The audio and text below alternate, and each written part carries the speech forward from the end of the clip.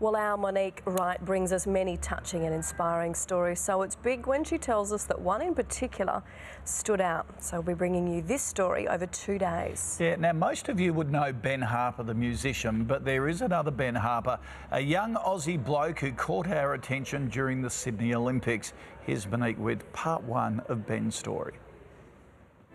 Green and Bolden, it's not going to be much in it. Green's got him now and moves away. It was an extraordinary night.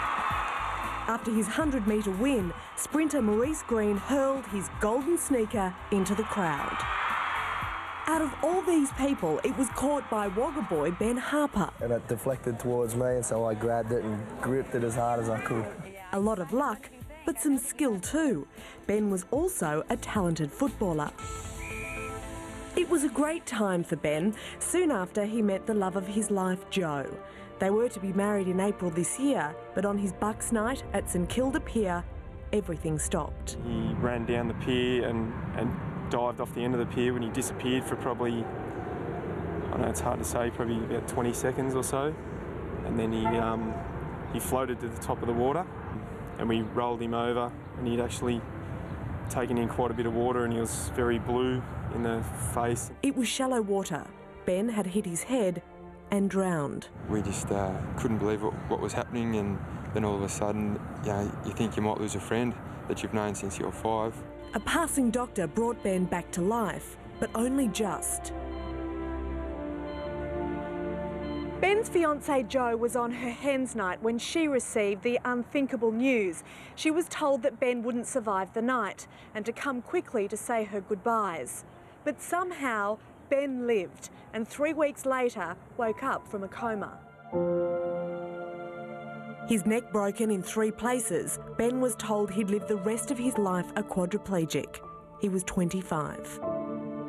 So you can't remember what made you want to get up and jump in the water? No, but I assume it was just for a bit of fun. How do you look back at that now?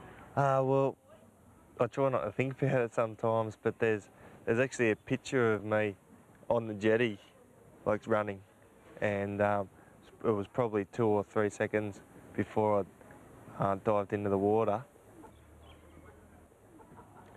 And it's pretty eerie to look at that. And I do think about it sometimes, and I just think there's nothing I can do about it now. It's just what has happened. Ben is paralysed from the chest down, with limited use of his arms. When you arrived, they didn't think that Ben was going to last the night. The doctor or nurse or whoever was telling me just told me the worst news ever, and I just kept thinking to myself, but is he alive? And, they said, yeah, he's alive, he's alive at the moment, and I sort of just thought, well, that's fine then, if he's alive, where there's life, there's hope, and I just kept saying, it's going to be all right. Theirs is a true love story. Jo left her job as a teacher and moved closer to Ben's hospital. Hope you like it. Yeah. She's hardly left his side for 8 months. How do you describe your love for her? Has it changed at all since the accident?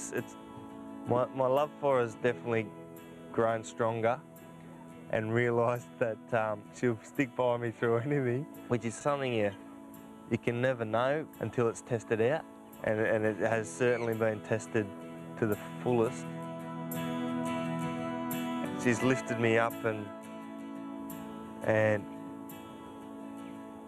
I can't express how much I love her. Give us another look at your bra then. Stop it. Oh, blokes like bras. George, stop talking like that. Sorry, darling. Why do you love him? Because he's just really special and just funny, and he's beautiful, and I don't know, he's just the best. I think he's the best person I've ever met in my whole life. And they have great support. Ben's brother Grant is never far away. How do you feel about the road ahead? They seem to handle it a lot better than I do. But the moment I get back with Ben and Jo, I instantly know that everything's going to be okay. It's incredible. There's something very inspiring about Ben and Jo. Stephen Cook is a mate of Ben's. To help raise money for them, he's walking. From Melbourne to Wagga. Would you describe yourself as a fit bloke? No. Not at all. Not at all. He felt he just had to do something. I just thought this is something I wanted to do for him. The hardest part, leaving his wife and children at home for 22 days. We'll miss you. It's their joint sacrifice to help. Oh, I can't believe it, really, to be honest. 750 hard kilometres ahead.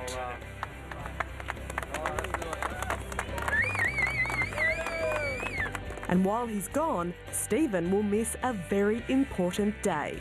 Finally getting married at last. And I'm really excited, I can't wait.